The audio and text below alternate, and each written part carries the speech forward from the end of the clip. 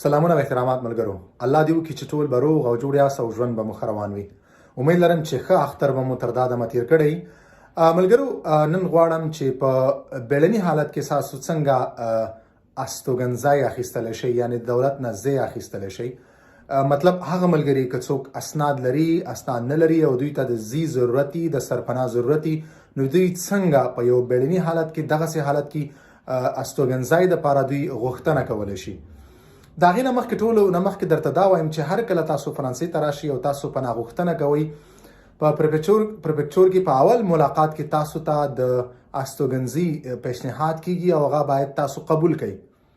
که چیرې تاسو ته په پریفکچور کې په اول ملاقات کې تاسو ته د استوګنځي پیشنهاد نه کیږي، نو بیا تاسو فی چې کوم دی هغه تاسو ته پیشنهاد کوي د یو ځای او هغه هم باید تاسو په هر حالت کې قبول کړئ.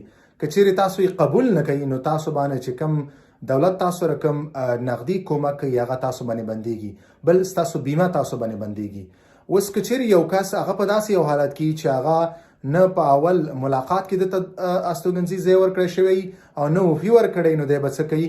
او یا داسې یو حالت هغه ملګري چې نوي راورسیږي او دوی په پل لاندې په سړکونو باندې اوسیږي او دوی ته د استوګنځي سخت ضرورت وي، یعنې یو بیړنی حالت وي، په عاجل ډول باندې دوی ته د یو استوګنځي ضرورت وي، نو دوی څنګه کولی شي؟ دوی باید 115 شمیرې ته باید زنګ ووهي. 115 شمیره دا هغه یو ټلیفون نمبر دی چې په دې باندې په عاجل ډول باندې تاسو ته په یو بیړني حالت کې تاسو ته استوګنځي درکولی کیږي. نو هغه ملګري، ځکه ډېر ملګري دا کمنټونه کوي او دوی ته داسې ملګري ډېر شته چې دوی ته د ضرورت دی. په دې کې دا شرط نه دی چې تاسو ته باید تاسو سره اسنادي او که نه.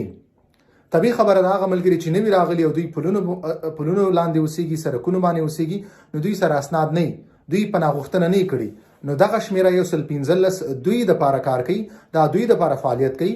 نو تاسو هر څومره ژر چې کېږي 115 شمیرې ته زنګ ووهئ، تر څو تاسو ته په عاجل ډول باندې په بیړني حالت کې تاسو ته یو استوګنځای درکړي.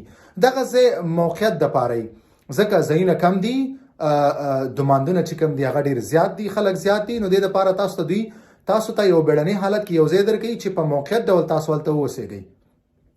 هغه ځای نه څه وخت بعد بیا تاسو دوی بل ځای ته ټرانسفر کوي. نو هغه ملګري چې دوی غواړي دوی ته په عاجل ډول باندې د استوګنځي ضرورت وي، 115 شمیرې ته دوی په عاجل ډول باندې زنګ ووهي، نو دوی ته به په موقعیت دپاره په یو عرضي طور باندې دوی ته یو استوګنځي ورکړل شي او دوی هغې کې اوسېدلی شي. مننه ملګرو.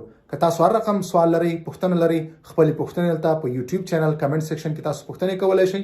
انشاءالله په خپل وخت به زه ستاسو د پوښتنو خامخا تاسو ته جواب درکوم. په مخه